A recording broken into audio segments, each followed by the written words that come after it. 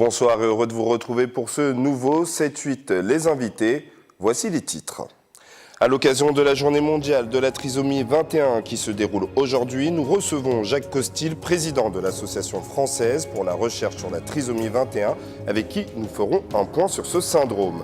Et puis, ici Paris Hand affrontera Brest le 25 mars au Vélodrome de Saint-Quentin en Yvelines avec l'ambition d'attirer plus de 5000 spectateurs. Record actuel d'affluence à ce niveau. Nous parlerons de ce challenge avec Jean-Marie Siffre, président d'ici Paris Hand. Faire évoluer le regard sur la trisomie 21, c'est le sens de la journée mondiale qui se tient aujourd'hui. Une occasion de rassembler parents, personnes atteintes, chercheurs, médecins et professionnels. Nous en parlons avec notre invité, Jacques Costil, président de l'Association française pour la recherche sur la trisomie 21. Bonjour. Alors, nous avons tenu un colloque ce week-end à Grenoble, qui est le 12e colloque que nous organisons, car l'AFRT, l'Association française pour la recherche sur la trisomie 21, a initié cette journée le 21 mars 2005 à Paris. Et depuis, nous sommes à l'organisation de chaque colloque. Nous en avons organisé à Limoges, à Lyon, à Versailles, à Marseille, en 2016, à Grenoble cette année, et voilà, on a pu avoir quelques nouvelles, des bonnes nouvelles, parce qu'un laboratoire français installé en Espagne. Donc ça avance. Voilà, la recherche avance. Depuis des années, nous avons financé la recherche au sein de l'Université Paris Diderot, qui a mené des recherches sur des souris, avec un extrait de thé vert, et un des composés, qui s'appelle le GCG, agit sur un gène DIRC1A. Je l'ai souvent dit ici, mais au bout de 2 ans de travail mené par le professeur Raphaël de la Torre en Espagne, un produit qui s'appelle le Fontop, que j'ai ici. Je l'ai depuis quelques jours dans la poche. Et que fait-il car exactement? Je ne connaissais pas. Alors, il est à la base du thé vert, c'est une boisson chocolatée, c'est un complément alimentaire, c'est pas un médicament, et il améliore le cognitif et le comportement dans la trisomie 21, sur le X fragile, et on pense qu'il agira dans d'autres maladies intellectuelles, dans d'autres formes de déficiences intellectuelles qui sont encore méconnues, puisque 80% des déficiences intellectuelles sont méconnues. Donc aujourd'hui, c'est un produit qui va à mon avis, en gros, il en est qu'à ses débuts, et donc il va... Voilà, alors... Donc c'est un espoir, parce que c'est vrai qu'il y a souvent cette journée... Je sais que des parents ont déjà commencé à en prendre, et les résultats sont positifs, à 100%. Ah oui? À 100%.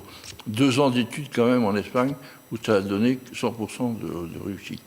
Alors bien sûr, il faut quand même aller voir son médecin avant, parce que le risque, c'est de prendre du poids.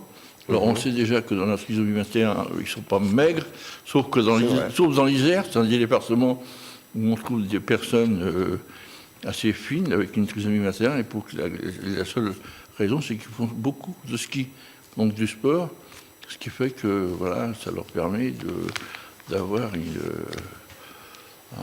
Alors, pour les téléspectateurs qui ne seraient pas au fait de la trisomie 21, est-ce que déjà vous pouvez nous faire juste une petite définition de cette pathologie? Oui. C'est dû à quoi exactement? Alors, la trisomie 21 est la première cause génétique de retard mental affectant plus de 5 millions de personnes dans le monde. Ces individus montrent une altération cognitive, comme je vous ai parlé. Et après un séquençage entier du chromosome 21 en 2000, qui a permis le développement de modèles de souris transgéniques et l'étude de l'expression des gènes en 3 copies dans un contexte trisomie 21, les recherches actuelles portent sur l'amélioration du déficit. D'accord, ok. Donc, cognitif, bien sûr, et on travaille également, quand on travaille dans la trisomie 21, en parallèle avec la maladie d'Alzheimer qui prend naissance sur le même gène. D'accord. Excusez-moi, je tape sur le... Non, ne vous inquiétez pas. Oui, donc, donc, on a financé une personne qui a fait une recherche sur la maladie d'Alzheimer et trisomie 21. Là, on finance aussi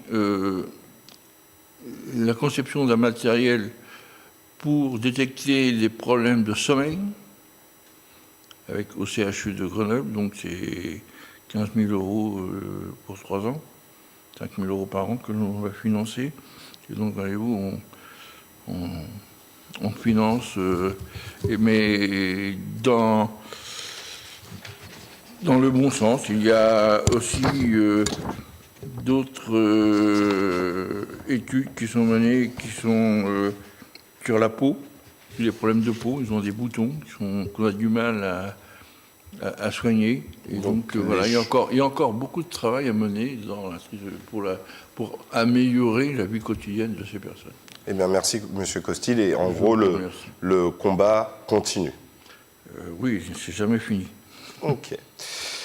On passe à un tout autre sujet. Ici, Paris Hand affrontera Brest le 25 mars au Vélodrome de Saint-Quentin en Yvelines, avec l'ambition d'attirer plus de 5000 spectateurs, record actuel d'affluence à ce niveau. Pour en discuter avec nous ce soir, Jean-Marie Siffre, président d'ici Paris Hand.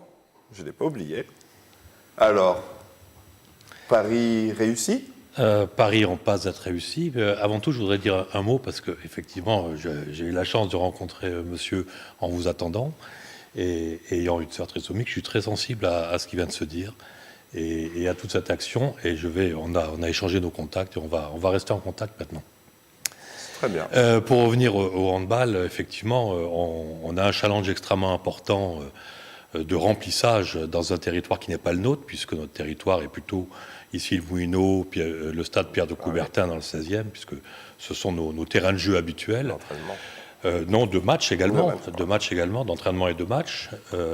Et là, à la faveur du territoire ici qui nous sollicite, Patrick Chéab notamment, l'ancien président de comité 78, qui nous sollicite depuis des années pour faire un match sur son territoire, nous avons évoqué ce sujet-là au Vélodrome de Saint-Quentin, qui est une enceinte olympique, donc très prestigieuse, pour réaliser ce match de handball, qui est un match officiel de première division contre Brest, avec qui nous sommes actuellement second ex aequo. Un mouchoir de poche. Voilà, dans un mouchoir de poche.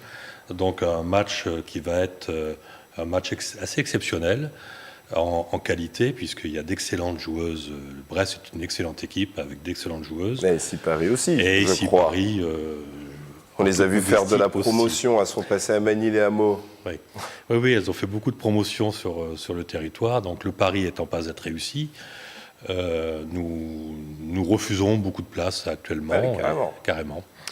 Et donc on pense à arriver autour de 5003, puisque au-delà de la capacité du vélodrome potentiel actuel en configuration cyclisme, puisque là il s'agit de construire un terrain sur le terre-plein central avec des loges autour pour les VIP, donc ça va augmenter la capacité du public. Mais dites-moi, Paris réussi, vous allez le refaire plus souvent ou il y a quelque chose de prévu? C'était juste un pari? Non, c'est pas juste un pari, c'est un challenge. C'est un challenge. J'avoue que quand au début des discussions, ok, on va jouer au Vélodrome de Saint-Quentin, c'est super. Maintenant, il faut remplir. Ouais. Il faut séduire un public qui n'est pas notre public habituel. Après, la ferveur face au hand augmente bien au sûr, fur et à mesure. La ferveur face au hand augmente. Les résultats des équipes de France et puis nos résultats également font qu'on est suivi. On a effectivement des joueuses exceptionnelles qui sont suivies dans le monde entier. Donc, effectivement, on fait venir du public. C'est très, très sympa. Mais la suite, si ça fonctionne. La suite, vous je sens que vous avez un petit sourire. Je suis obligé de poser la question. Oui. Il y a une possibilité que ça soit fait plus souvent. Personne ne nous regarde. C'est entre nous. Non, je comprends. Sans aucun doute.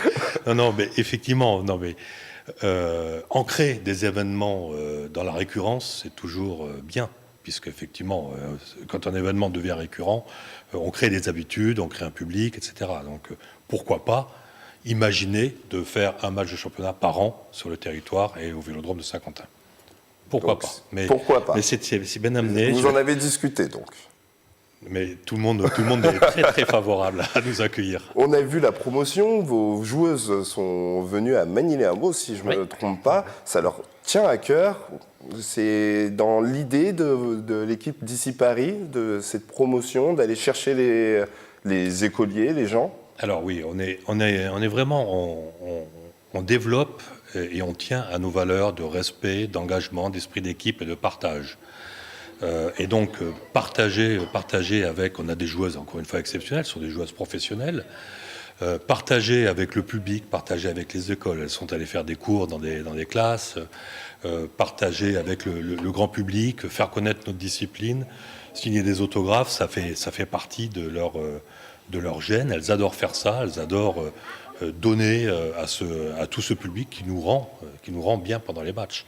Et c'est aussi faire la promotion du handball féminin, quand même, aussi, oui. Attirer du monde. Oui, le handball féminin par rapport aux garçons est un petit peu moins connu, mais tout le monde que nous amenons au match de handball féminin sont totalement séduits et reviennent.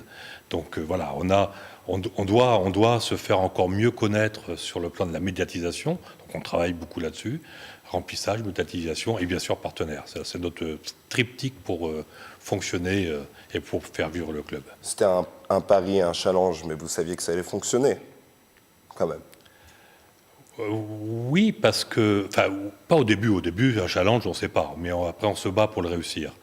Et effectivement, mais on s'est tous battus, les collectivités, le handball du 78, le handball d'Île-de-France s'est mobilisé et tous les acteurs se sont complètement mobilisés pour ce match-là. Eh bien, merci, Monsieur Siffre.